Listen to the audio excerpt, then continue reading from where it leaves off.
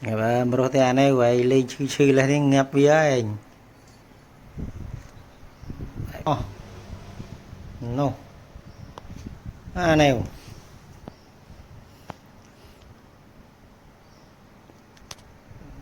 bị lên em phai nâng này anh lên phai nha anh lên phai nha anh yêu nêu